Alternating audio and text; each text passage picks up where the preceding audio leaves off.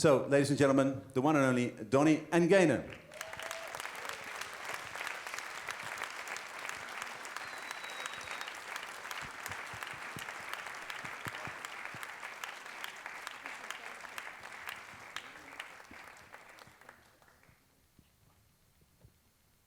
They get a microphone as well.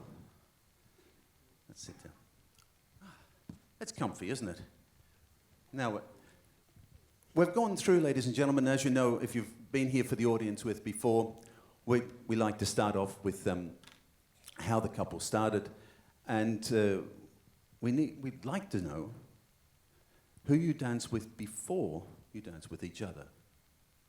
Gaynor, could you tell us a bit your career before? I had several partners. I had several because I was a little bit of a bugger. I was a horrible little person. No. Yeah, I was. And I demanded a lot from them. So actually all my ex-partners gave up, I think. Or scattered around the world somewhere. And actually, I don't know the answers to these questions because I deliberately didn't want to know the questions. So this is really off the cuff. I haven't planned it.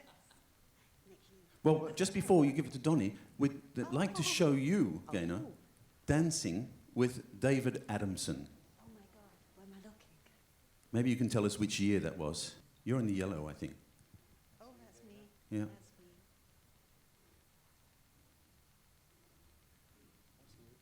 me. In Blackpool. Yes. Still with the big dresses, huh? Okay. Yeah, that was Adamson. That was about, oh God, I'm 56. It would be 36 years ago. Oh. More? How can it be more? It's a while ago, anyway. That was together in 1920. No.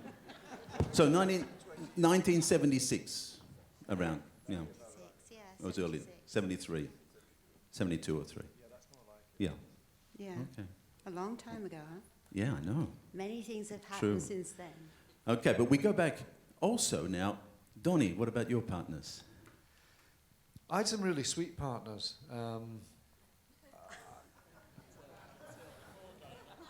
Yeah, up to and excluding. No, I remember. Actually, I didn't want a partner in the beginning. That's Sylvia Cameron. She was my under 9 partner, under 9 years old. I mean, we only went to Harry Rollins, and I remember I started at Harry Rollins. He was my mentor up until when I danced with Gaynor. Actually, I only had that one teacher, and I wanted to learn all the steps and to learn to dance. And he said to me, "Okay," he said, "you can really do this. You'll be good at this." He said, "So we're going to get you a partner." And I remember saying, "I don't want one. What for? I don't need a partner." And he said, No, you have to have a partner." I remember thinking, "Oh God." And I had this lovely little girl called Jacqueline McTurnan. She was my first dance partner. And then there was Sylvia Cameron, and we went to Butlins and Filey and Butlins and Ayr, and we did well. And then we used to go down south, which was to England, and try and do well down south as well. So it was Harry Rollins and But that was Sylvia Cameron. Sylvia, and you also danced with Diane, huh? Diane Isherwood Yeah. and Carol Meachin Okay. from Billingham near Newcastle. She was an Alan Smith girl. Alan and Hazel Smith, good girl actually, a bit of a Gaynor, Helen Ritchie type. Danced with her. Well, so you had 3 partners before. 4 before Gaynor. But Okay. that was from 7 years old until 19. Yeah. I'm about 15 years old. You know? Okay. I had about 8. 8. And discarded them all, and they're all... When you say they were scattered all over the world, do you mean in pieces or do you mean in different places? I don't know, both, I think. Okay. Now, tell us about how you two got together and the people who helped form the influences that you relied on for the rest of your career. Just tell us the story. I was told before I got on this stage by Sammy not to tell the truth. I said, "But this is the moment of truth." He said, "No, this is a moment to keep the reputation." He said, "Don't tell the truth." Tell the truth. Right, how do we get together? Okay. Just before Donnie, I was sent off packing to London by my father to dance with a guy called Robbie Gray. Yeah. I never actually got to the comp floor with Robbie because for the first time, he was away in London, away from his mum, and he wasn't practicing, of course, so we never got to the comp floor. So I came back to Manchester, and I actually intended to give up for a year or two. But that plan went out of the window when Sammy said to me, "I've got a great boy." And that was it. It was Donnie. Oh, it was Donnie. Of course, it was Donnie. And you Sammy can tell said the Donnie rest. was great. You can tell the rest. And Oh, it was funny. Sammy said to me, I've got a great partner for you. I said, really? He said, Gaynor Fairweather. And I had seen Gaynor dancing with Nigel Penny before at Butlins. And Gaynor had this kind of, I was fascinated by her because she had this kind of abstract, angular, Shirley Bassey kind of thing going to me. And I remember thinking, gosh, she's fantastic. I said, Sammy, that could be really great. He said, but you'd have to move to Manchester. I said, well, I don't know about that. He said, our mum's got a Ford Capri, That was it. which at that time was like a sports car. And I thought, oh, Ford Capri, all right, I can move to Manchester. That's not a problem. So we went down to have our first tryout, and I was really excited to see the Ford Capri. And her mum turned up in a yellow Renault 5 with one green door. that's because she'd run into a parked car the day before. She'd run into a parked car the day before. Well, it wasn't a Ford Capri, it was a yellow Renault with a green door. And from that day on, everything went from bad to worse, really.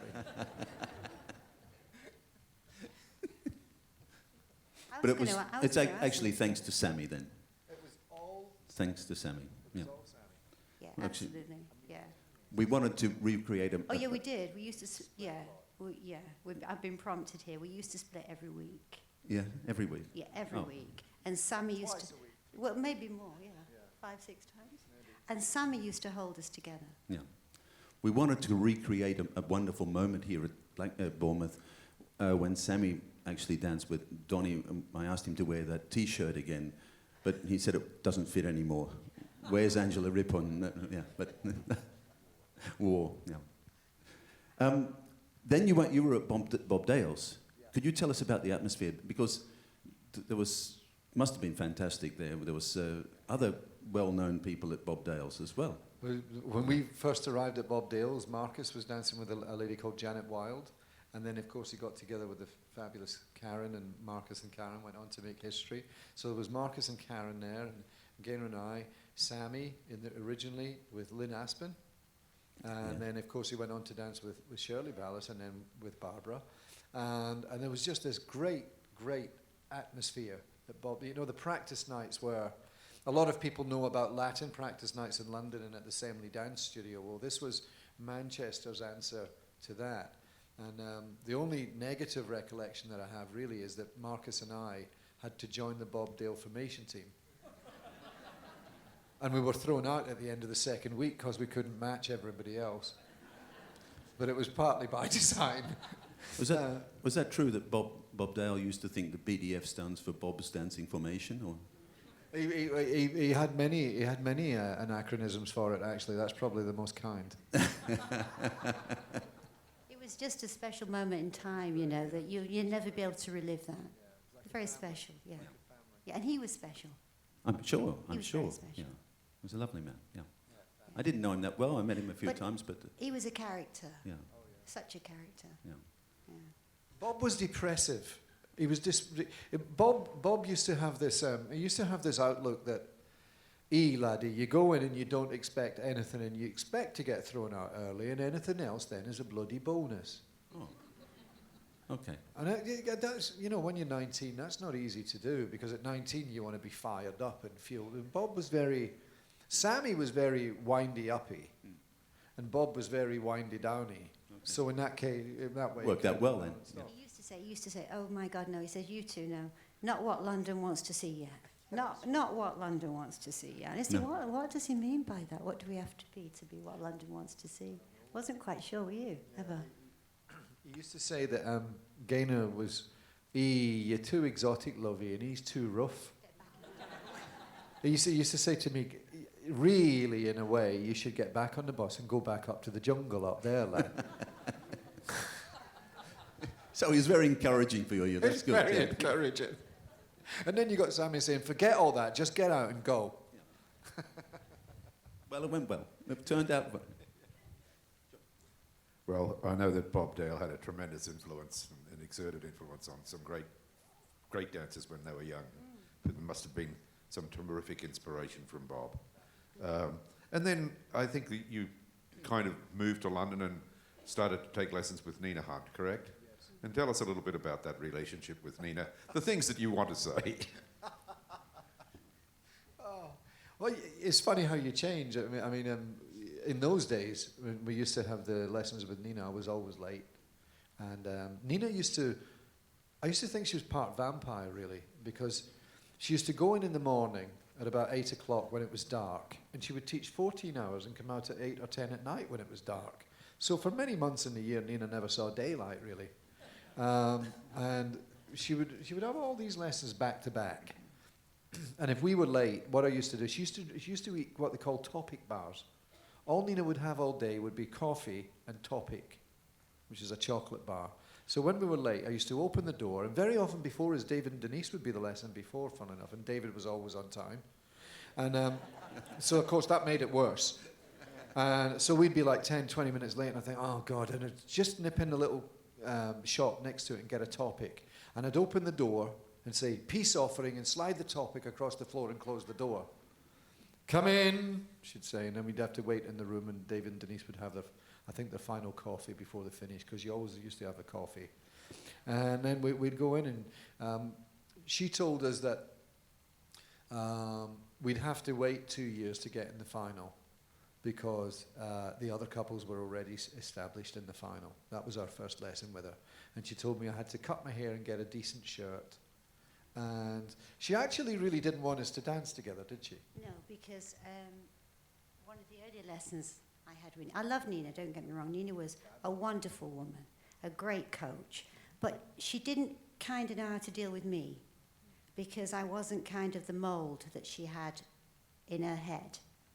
And I was a little bit off the wall the way I moved. And if you're not able to contain me at that stage, I would have maybe not been half the dancer that I turned out to be. So we went in for one of the early lessons, and she said to me, I can't believe she ever said this, actually, what she did. You sit there. So I said, okay. So I was only about, how old, 19? 20? Well, you were 19, I was 20, because I'm older than you, as you always remind me. Okay. So I'm sat, and she said, Donnie, you dance with her. And I think Sammy, it was Shirley at the time. So she said, I think you'd look great with her. And I thought, well, what about me? That's true, isn't it? Yeah. But she had me in a mould, and then, I was okay with that. But I knew if I could actually, I don't want to say this, but maybe it's a moment of truth. If I could get out of that clutch and get to someone that could help me a little bit more, I could be okay. I would be okay. So that's it. And Nina did a lot for us at the same time. It's a strange thing, because there's this dichotomy going on, because there's this kind of dichotomy in the relationship, but at the same time she really produced us. Nina was good at producing couples, and she produced us into a much more efficient engine, and we did well with her. We did very well with Nina, and we're very grateful for that. But there was always this kind of dichotomy going on in the relationship. Where were you when you, what place did you have when you were with Nina? Can you remember? We started finishing, it was after David and Denise had turned pro. So then first place was between Gaynor and I, and Raymond Meiringen and Gun. Yeah. He would win the European, we would win the International. He won the Worlds, we won Blackpool, then we'd win a European. It was one of those, you didn't know who would win next situations. Yeah. Under Nina. Raymond and Gunn, we actually won the Amateur Worlds under Nina. Yeah. Didn't we? Yeah. And Sammy, of course. Yeah. Sammy, of course. That goes without saying. But we added Nina. And then you went to Wally? We wanted to have lessons with Espen and Wally. And that was the end of Nina, because she threw us out at that time. And we went to Wally and to Espen, and then to Mick, and Alan Hazel. And it was a really interesting situation because we were learning from so many different people then. And I think that these people were, some of them especially, were very much able to bring a complete metamorphosis in Gaynor. Of course, the confidence and the belief that they had that was able to transform Gaynor and the couple of us as well, both of us. I think that, actually, to say the truth, I think Donnie was stronger than I was as a dancer. Certainly stronger as a personality, but stronger as a dancer, much stronger. And I always felt the weak link. And I felt that if I could actually do something about that, I would. Because this is my chance, you know? So who do you think gave you that positive outlook? Who gave you that support positively? Was it? Well, the first teacher we actually went to after Sammy and Nina was Espen. And he actually used to speak to me, used to teach me in pictures. And he used to say, you know, and 1, 2, 3, 4, 5, shoulder, head. And that got through to me in those days, you know. And then it was a number. I mean, Mick. I'd actually gone to Mick since I was about 14 years old anyway. But we hadn't been able to go to Mick because we didn't go to... Nina didn't want that to happen, and so we didn't do that. Or Sammy. Well, Sammy was actually competing too, wasn't he? So he was... Well, I'm not going to... Well, he was... Nina had to say because she was a teacher. You can say now. We won't tell Sammy. No. And there was many people that attributed to our success from then on. And there was one other person that you mentioned earlier today to me, that had a big influence on you. There was John Delroy. Yeah, he did. Big influence. Yeah. Could you tell us a little bit but about... John came later. Oh, okay. John came a lot later. John was a great influence, especially in Pasadobly. Yeah, tell us about that. Oh, I've got some great stories about John. He was, I don't know if many people knew John Delroy, God rest him, but John Delroy was completely off the wall. And I mean like off the wall as in, sometimes you would think he was away with the birdies. But he wasn't. He was just a bit of a genius. He was brilliant, of course, and that's why we went there. But I remember one particular time, I wanted to do a Cape number. So I phoned him up and I said, John, I've got an idea in the Pasadobly. I want to do a Cape number. I know it's been done. Oh, yeah, I like it. He said, Cape, big guns, big guns. I said, okay, we can do it. He said, and this was on a Friday I called him. He said, let's do Sunday. Okay. He said, let's do 7:30 or 8 in the morning. Okay, that's okay, Sunday morning. He said, I'll get the studio in Beckenham. He said, do you have any capes? I said, no. He said, don't worry, I'll get some capes. Okay. So he phoned me on the Saturday, and he said, I've got some good news and some bad news. I said, well, what's the good news? He said, I've got the capes. I said, okay, great. He said, so 7:30 tomorrow morning for 8 o'clock. I said, okay. He said, the bad news is I can't get the studio because it's booked. I said, oh, okay, so what we're going to do? He said, don't worry. We're going to use the park. So I thought, I can't be serious. I said, John, it's going to be 8 o'clock in the morning, Sunday morning. People are going to be walking their dogs and playing with their kids, and we're going to be in the middle of doing this Cape number in the park. Yeah, don't worry about that. Don't worry about that. He said, big guns, big space, big inspiration. So I thought, oh, God. When we got there, the capes literally were the curtains off his bedroom window.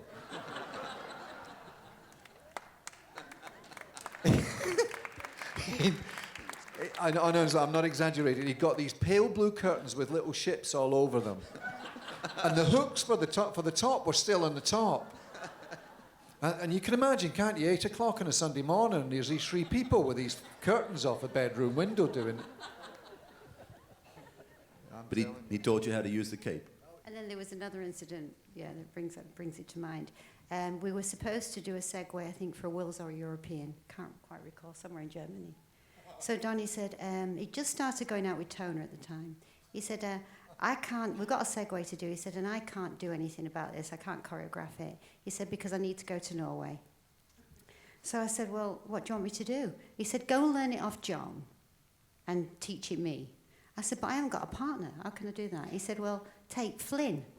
Well, Flynn was my boyfriend at the time, okay, so Flynn used to compete, but he'd stopped competing and he'd put on a little bit of weight. A big bit of weight.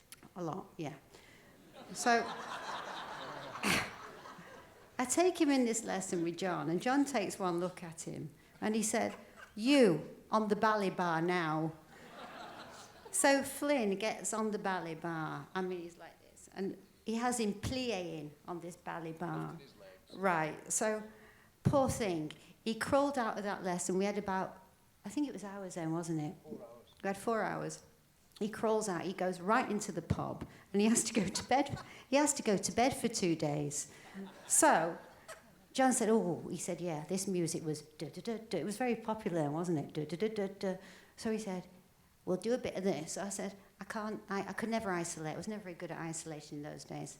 So he had me doing da-da-da-da-da-da, da-da-da, and I couldn't do that. So I did da-da-da-da-da, That it was really, that was different, wasn't it? That was different. It was absolutely, it was terrible and horrendous, actually. Yeah, but actually, if I could just, Frederick, because they've mentioned that now, could we play that one YouTube one? Because that is the dance that they learnt. This is horrendous. And that's the...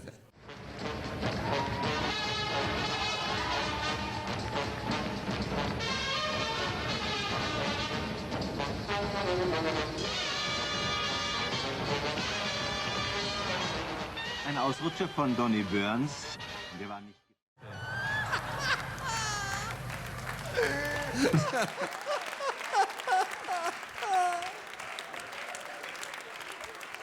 Well, that was quite hilarious. Probably not your greatest moment ever. But let's step back a little bit now, because you had great success as amateurs, and you went to Wally after you turned pro, right? Or still when you were an amateur. Mm-hmm. So, and I know that, like a lot of us here in this room, you had the pleasure of going on certain trips with Mr. Bobby Short in that bus. I'm sure you had the experiences, and I know it says so in the script, so I'm going to say it, but everyone knows it anyway. You learn to take the rough with the smooth. I'm still waiting for the smooth. But tell us about some of those trips. And I know that there was a funny incident when you were doing a ballroom comp in Switzerland. Yeah. This is... the only good thing about this is it's not on YouTube. Well... No. It can't be. I don't think videos were invented. No, it was really embarrassed to tell you this. We were doing this 10 dance. It was an Alois Muller Swiss trip. It lasts about 10 days. Drive there and you do all the competitions and you do the ballroom and the Latin. And of course, Adrian and Jane Pritchard were winning the ballroom at the time. We were winning the Latin, and we, of course, were not winning the ballroom, or should not have been anywhere near it. And I remember just one occasion, and it's, you're competing against the same couples throughout that week, and it's more or less the same judges. And you go to different places. And I remember on one occasion, in the quick step, we were getting the crowd. We're doing these tipple chassis. And as we went around the floor, the crowd were going crazy for us. Now, we've been there about 4 days and we're finishing like 5th or 6th in the ballroom. And I remember thinking, God, we're getting the crowd here. So I said to Gaynor, we're getting the crowd. Keep going, keep going. So we're doing these tipple chassis. I'm absolutely exhausted. We're doing these tipple chassis all the way around the floor. And everywhere that we go, it's a bit like, when somebody has a great Blackpool, the applause are following you all around the ballroom. And I'm thinking, we're on a winner here. This is it. And when we got to the end of the quick step, we're absolutely exhausted. And everybody stood up cheering. It was the days of the net dresses, the big net puffballs. And I realized that we'd done the entire quick step with a big potted plant stuck to Gaynor's dress and a cactus. And we'd been doing these tipple chassis with this plant pot attached and the cactus wobbling. And everybody, they were taking the mickey. They thought we were, simpletons, really. But did you keep that in? Each other comp? I actually believe that if we could have got that cactus to Blackpool, you'd have had problems, that's Marcus. Funnily enough. It was so embarrassing. But why did you stop your ballroom? Because you were good ballroom dancers. Oh, come on. Gaynor was good at ballroom. Yeah, it took me about £4,000 to get my arm that far back. Well, let's have a look.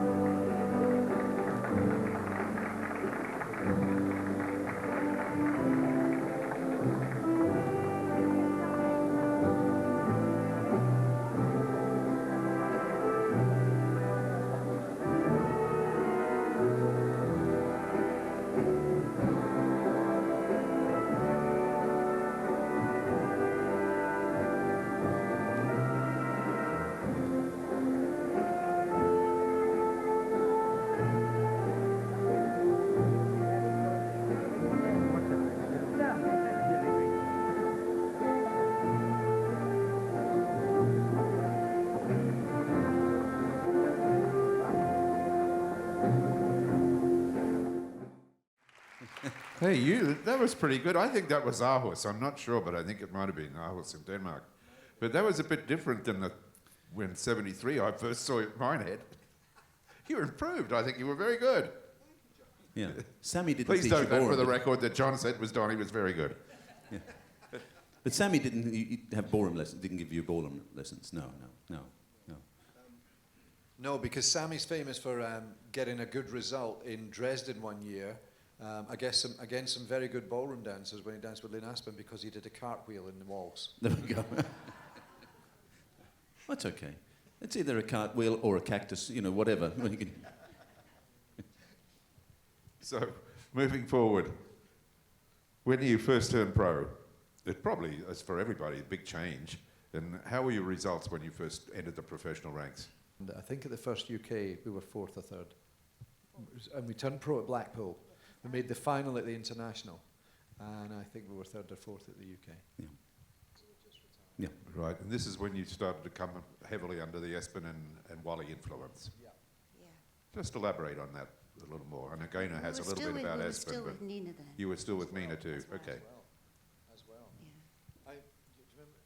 I remember we had a first lesson with Wally, and in his house in Tooting, and the floor must have been about from here to there. That was the floor. And I remember thinking, God almighty, I'm going to kill myself in here. And he said to me, so what do you want from me then, laddie? And we were prepared because I thought it was good to prepare. So I had this list of things that I would like to do. And I told him what I'd thought about it, and he said, right, well, I suggest we forget all that crap and I just teach you how to dance. There we go. Subtle as ever, Mr. Laird. And was Wally a good judge for you when you were an amateur, or was there still that Wally-Nina conflict a little bit, or not? A little bit. Yeah, a little bit. No, actually, he was a good judge. Wally was a good judge. He said to Espen, if we ever got our act together, he would have to retire because of us two. We never got our act together so quickly anyway, so it's all right. Yeah. And Wally absolutely adored Gaynor. He loved Gaynor.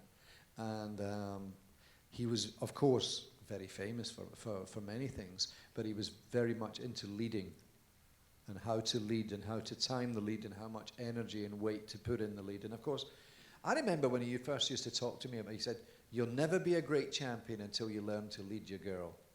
And I remember thinking, oh God, yeah, here we go.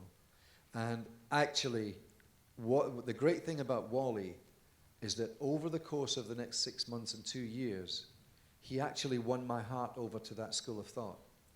I started off thinking, well, I'm sure that's important, but tell me about it in 5 or 10 years' time.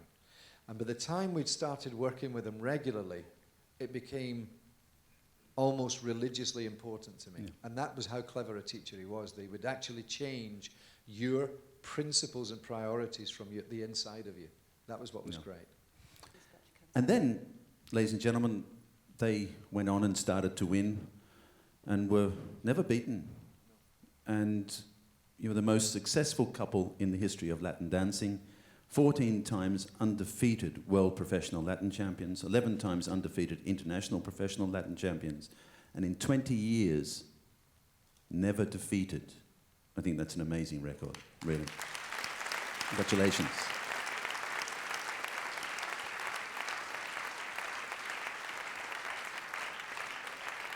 Yes, it sure is special to do that. It's never been done before, and probably never will be again. With all the titles, was there any one result that perhaps meant more to you than anything?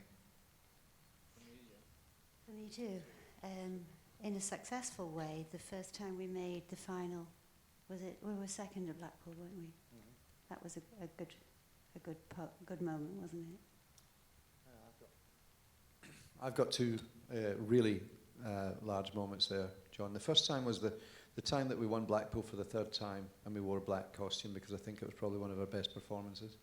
And the one where we retired before South Africa and then came back to win in South Africa, that was a huge, huge, mammoth, maniacal undertaking. And to have gone through that, the experience of going through that was huge. And the win, every one of those wins we never took for granted. We were known as practiceaholics, but to retire and come back 2 years later, not knowing it in any way if we would win it, made you even value the ones that you'd won before even more, because you thought, oh, God almighty, really? And it was a much bigger undertaking than even we thought. Yes, and I know personally that there was a little trauma involved in Miami and other places, and I know that you went to South Africa with quite a bit of trepidation, but obviously you won the day there valiantly, I'm sure. So, but I do know from our personal discussions that you weren't really sure whether you should go. Well, Donnie wasn't going to go, I was going to go. So I dragged him with me. More or less. Yeah, I did. More or less. What we'd done is there was a couple from Japan, Akira and Masami, Akira Hojo, and his father was there, Aki Hojo, the father. And we made him video our practices at the assembly. This is the week of the World Championship. And we were supposed to leave on the Tuesday and get there on the same day and have a couple of days in Johannesburg. It was in South Africa. And I cancelled the flight. I wasn't going to go because the video looked so bad, I thought, we can't possibly go like this. And God bless Espen, I called him up, and he was living in Italy at the time. And I said, Espen, I really need you to tell me something. And he flew over. And he said, what is it? I said, well, if I dance really feeling horrendously bad, like a soldier, it looks quite decent. If I dance and really go for it and try and win this world and dance with my feeling, it looks absolutely horrendous. So he came over and he said to me, we went to the assembly. God love him, he flew all the way from Italy. And he said, show me the horrendous one that feels bad. And we went up and we did a cha-cha. And we came off and he said to me, if you can hold that in South Africa, go. And if you can't keep it, don't. We were just so rehearse. We were like little soldiers anyway. So I don't think it would have gone that far wrong. And I called Wally. I said, listen, Wally, I said, he's not going to the bloody Worlds. He said, tell him to get his ass on that flight right now. He said, tell him he doesn't lose bloody talent, or words to that effect. And anyway, so we got there just the night before the comp, which is a very, very short time for us, because we were usually there 2 weeks before the comp, getting climatized. Even if it was in Germany, we were there 2 weeks before. So, and then after the first dance, he said, if this dance doesn't go well, Gaynor, I'm pulling out. I said, if we win this dance, Donnie, you promise me you'll go for another one? He said, yeah. Then we won 2. I said, we'll go for the third? He said, well, I want all 5 now. And that was it. So I'm glad we did it. And I think we have some clips here that will perhaps help all of us recollect and reminisce about some of those performances. Well, not in South Africa, unfortunately, but this is just a selection of clips from 1986 to 1994.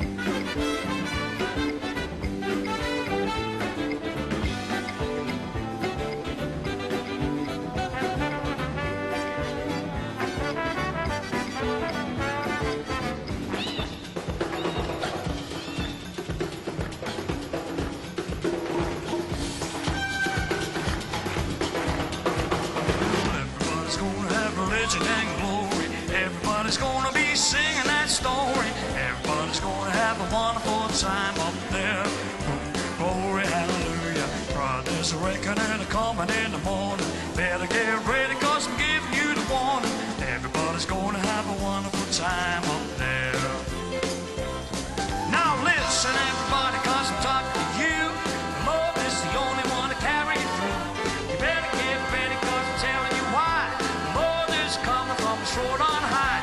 Going down the valley, going one by one. Gonna be the water for the things we've done. How you gonna feel about the things he'd say on that judgment day? Well, everybody's gonna have religion and glory. Everybody's gonna be singing that story. Everybody's gonna have a wonderful time up there. Gonna be glory, hallelujah. There's a reckoning coming in the morning. Better get ready, 'cause I'm giving you the warning. Everybody's gonna have a wonderful time up there. Now you got your holy Bible at the back of the book. Book of Revelations is the place to look. If you understand it and you know what to try, the word of the Lord is the throne on high. Reading down the Bible is the things he said. Said coming back to raise the dead. I'm gonna feel like the chosen few. What do they get? Well, God's gonna have religion and glory. Everybody's gonna be singing that story. Everybody's gonna have a wonderful time up there. Oh, glory, hallelujah. Ow.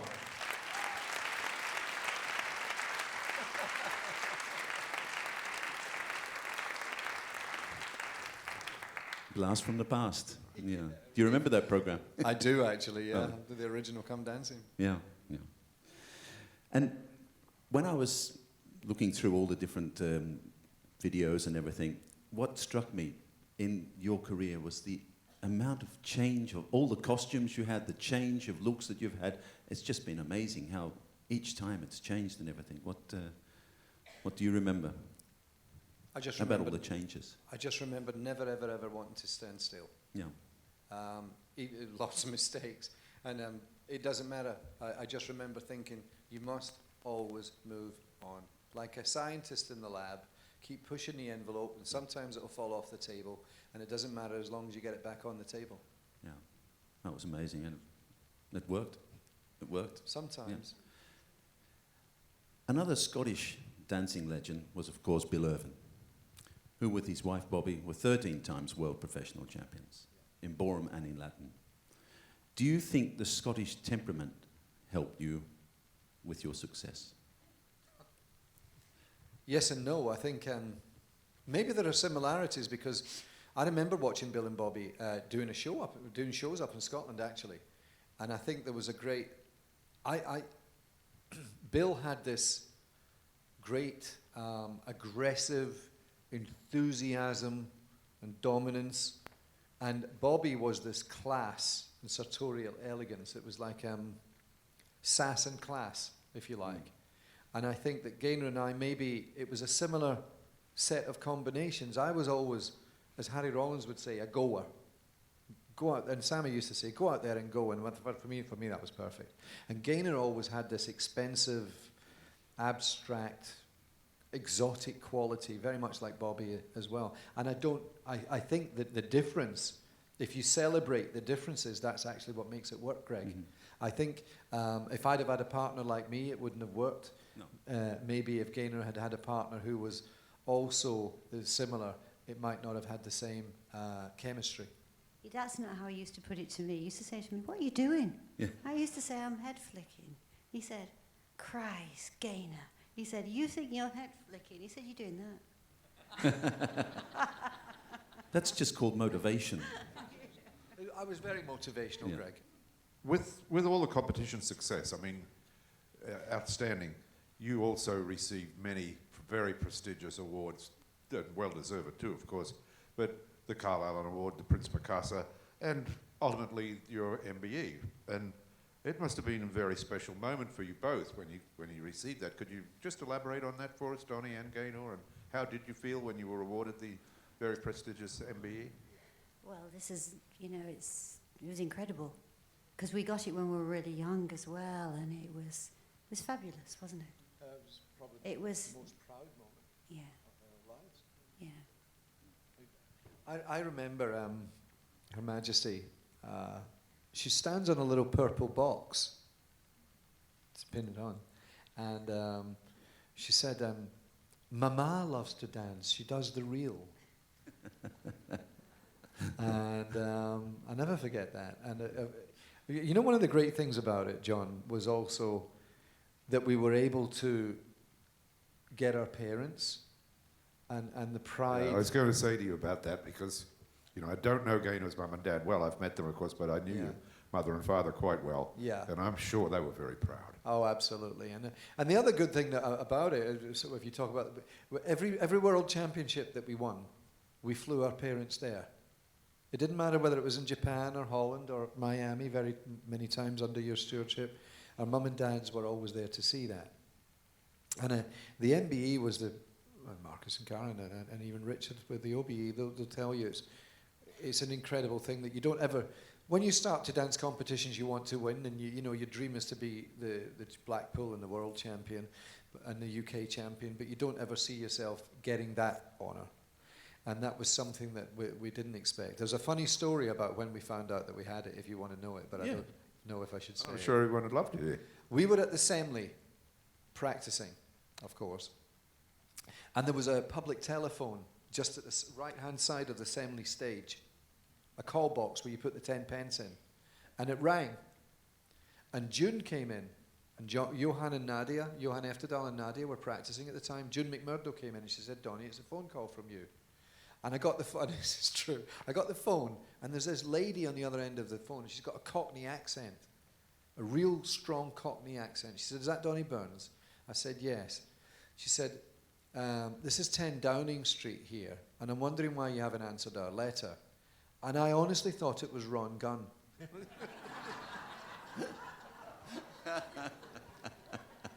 So I said, "Oh, really? I never answer unimportant letters from 10 Downing Street. Of course I don't." I said, "Ron, can you get off the phone because I'm practicing?"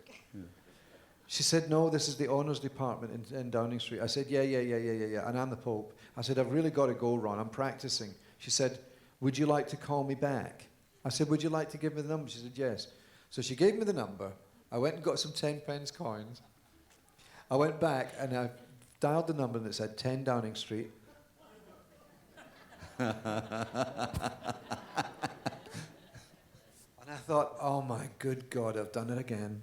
And it was really, and that's how we found it. I thought it was a ruse. It's a great story.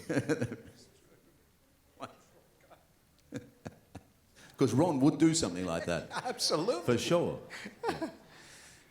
Okay. Then you were, of course, with your career, one of the most sought-after couples to demonstrate all over the world. And we've shown the downside of one of them, but we'd like to show another one of a samba.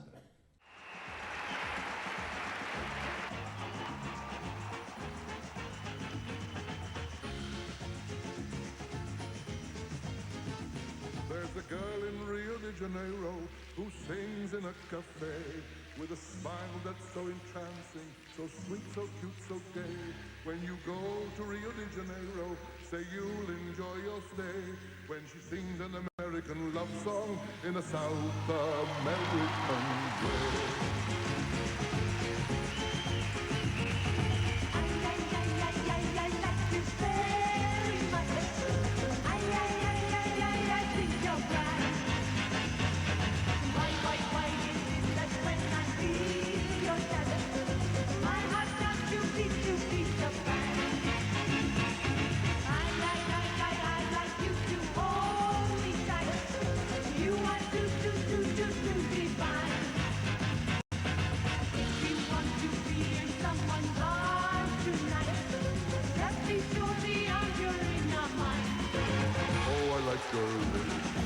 And I like your eyes, I would like your hips to hypnotize me. See the moon above, way up in the blue. See, senora, I think I fall in love, and when I fall, I think I fall for you. Ay, see. I can see that you're for me.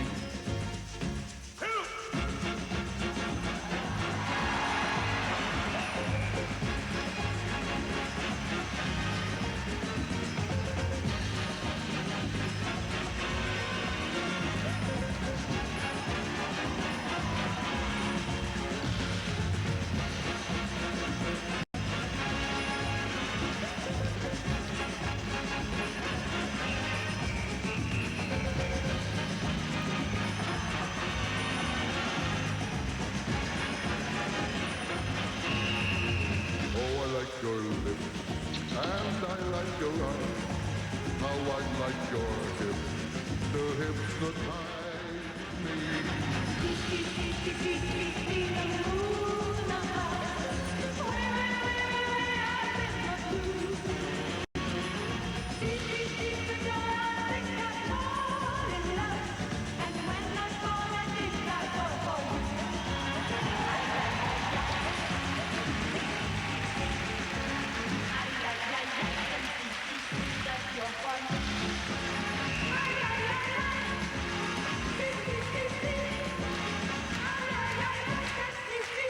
That's good for me.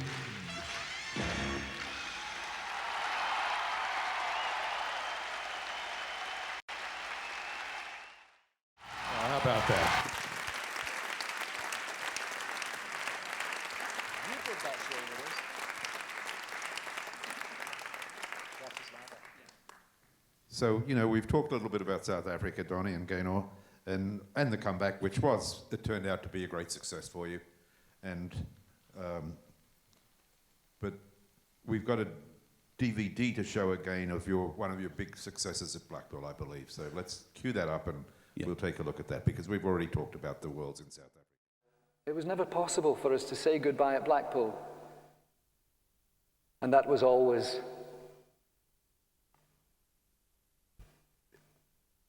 a regret. And I only wish that Gaynor could have been here today to pay her tribute to Wally. Rumba.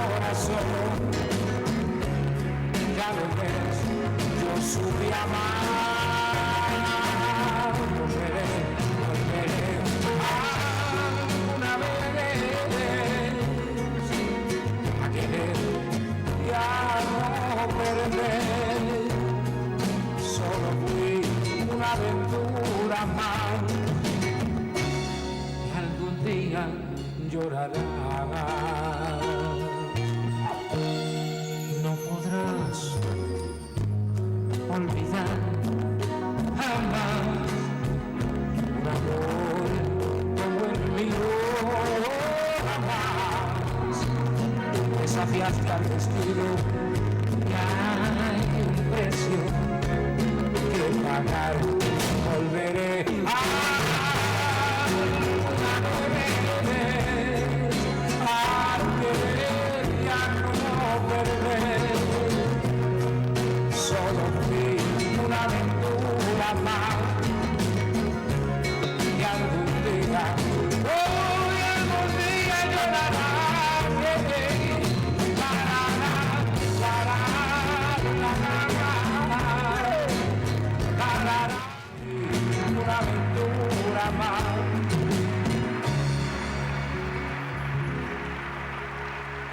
y algún día llorarás. Y algún día llorarás. Y algún día llorarás. Oye, mi vida, no vas a llorar, porque tú me vas a recordar, mira, en tus noches, en tus noches.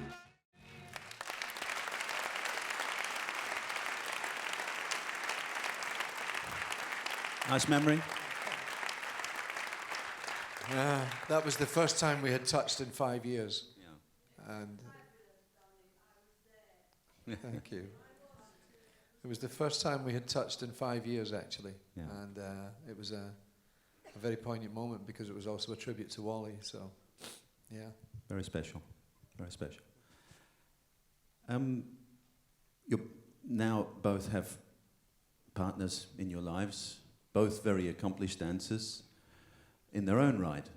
And Gaynor, of course, is with Mirko. And we have a photo of Mirko. Yeah. And Donnie, of course, with Heidi. Wow, Heidi, like a film star. Yeah.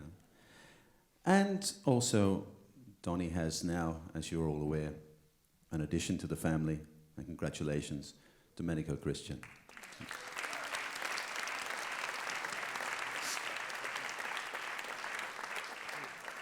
Yeah. And the big question, Donnie, is you're going to Yes, this is a real good question for you.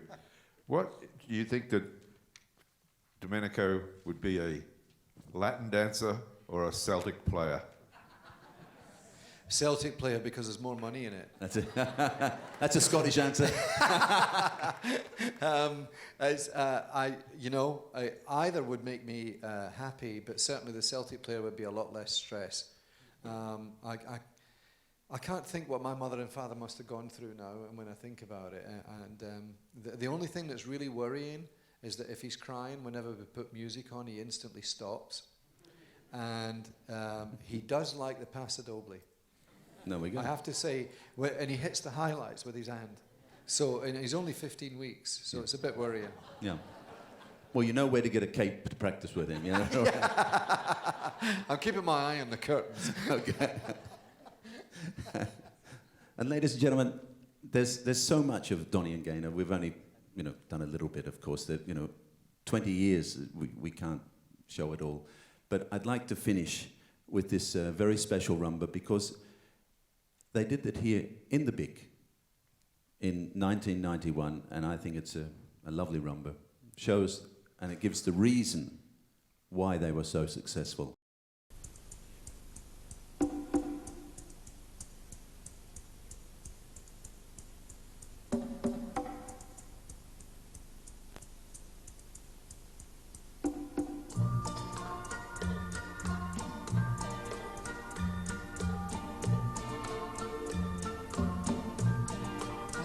¿Dónde irá veloz y fatiga?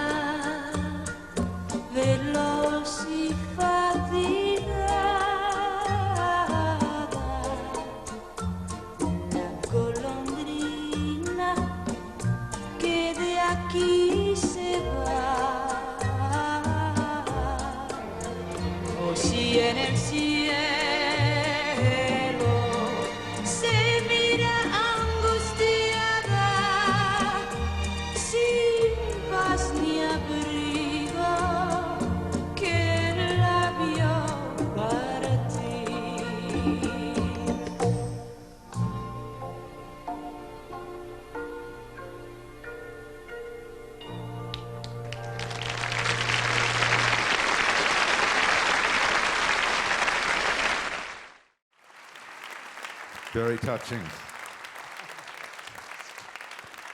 So, Donnie and Gaynor, we would just like to say a very heartfelt thank you to you both for sharing this insight into your life with all of us here today. Ladies and gentlemen, Donnie Burns and Gaynor Fairweather, MBE. Ladies and gentlemen, Donnie and Gaynor.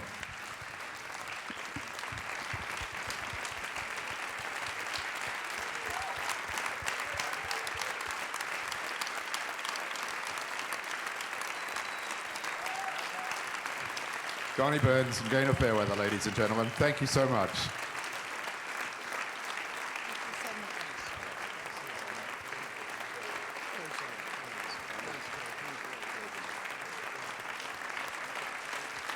Once again, ladies and gentlemen, the most illustrious Latin couple ever, Donnie Burns and Gaynor Fairweather.